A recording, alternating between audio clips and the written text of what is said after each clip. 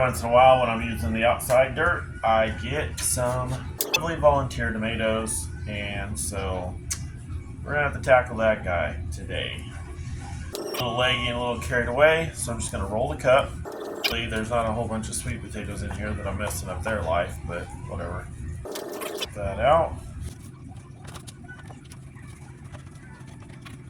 The only bad thing about clay. That's pretty cool because that right there is a tuber. Not very big, but he's there. Fox Farm Happy Frog to the top, like so. He's ready to rock.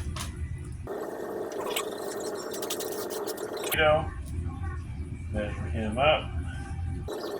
Some Fox Farm Happy Frog on there, like so. And then we're just going to add more dirt all the way up to those bottom two leaves, because everywhere a tomato comes in contact with dirt on that stem, those little hairs will turn into roots. So you want to plant them deep. Best ball and deep planted root ball you can get. I'm not really worried about going too overboard here, because when I water over the top for the first time, all that's going to sink down, and it's only going to be about yay deep. So, I mean, it's going to drop it down about a 1/4 inch or so.